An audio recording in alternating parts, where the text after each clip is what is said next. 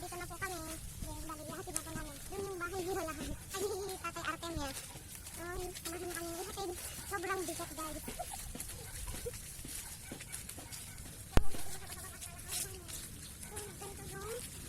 Daanan papunta sila Tatay Benigno, ay Tatay Artemio. Ganito yung paligid na papunta sa kanila.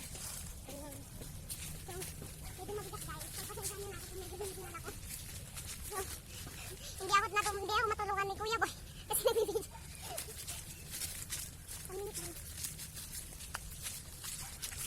Good morning, guys. So, ito na yung grocery na mula kay Lola Heart na bigay kay Tatay Artemio Bautista.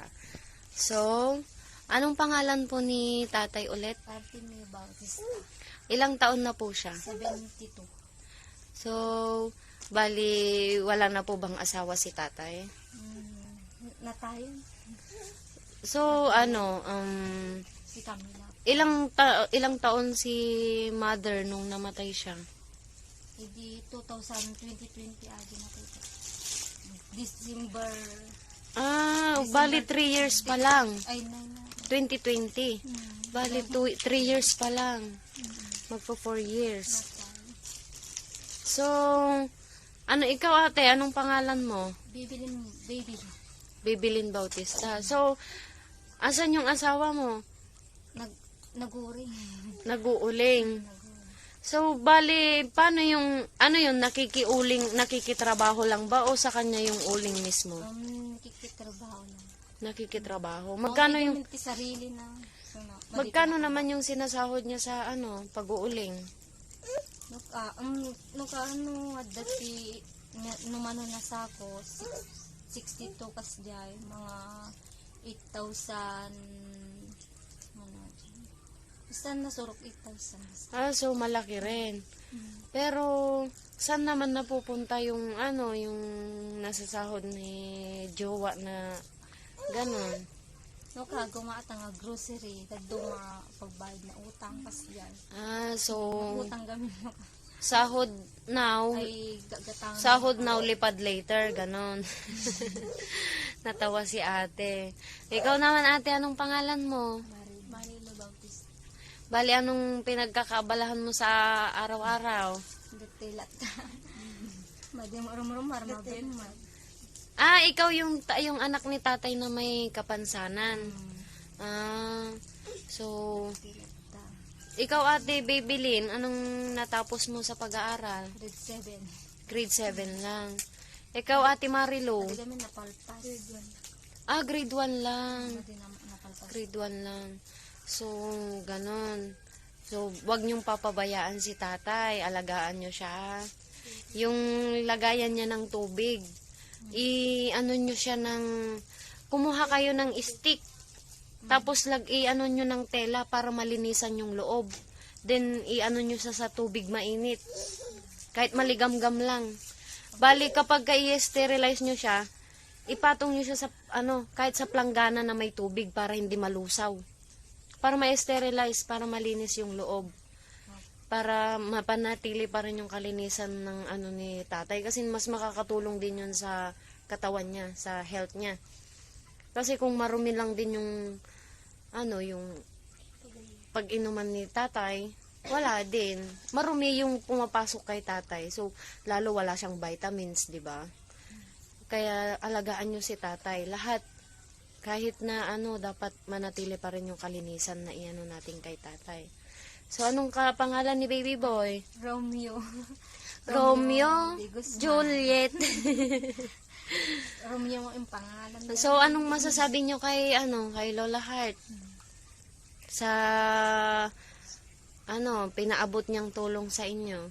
Maraming salamat po, Lolo Heart, sa tulong po na binigay niyo po sa amin.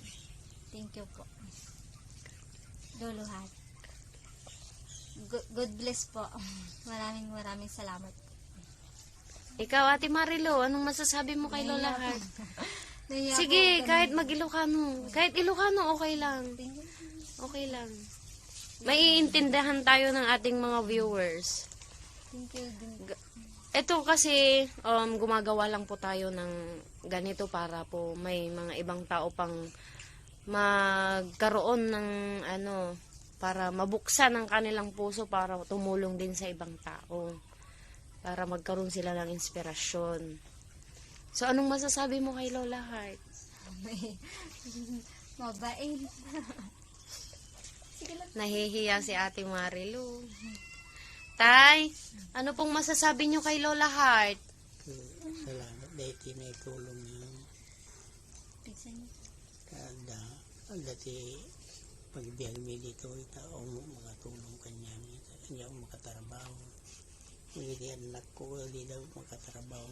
Ano, kaya asawa na dati balasan ko ito lata. Kabalay ko. Uwisin na muti ko. Iglesia ko ako punta. Isam-sam ba?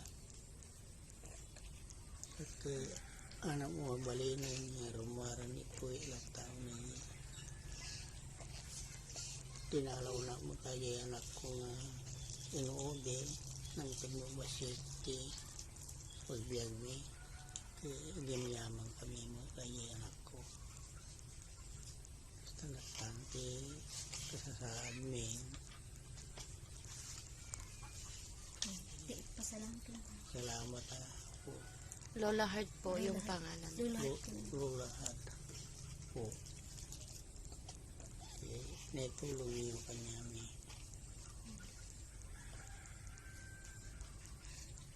So, ayun tay, magpalakas po kayo ha. Para makasama nyo pa po yung mga anak nyo at apo nyo. Magpalakas kayo tay. Kumain kayo ng marami. Mga dati may kita kanya mga anak mo. Oo tay, magpalakas po kayo. Matitila sa kanak ko ng makapanan. Opo. So, ito Lola Heart ang ating naibigay kay Tatay Artemio. So, ito ang kanilang tahanan. Ayan.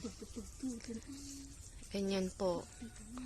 So, siguro itong kanilang tahanan, Mami, is sobrang init po siguro dito ng tanghali, tas sa madaling araw, sobrang lamig. Ayan. Ay, nanay. Ang galing. Dapat yung piso ko. Magastili.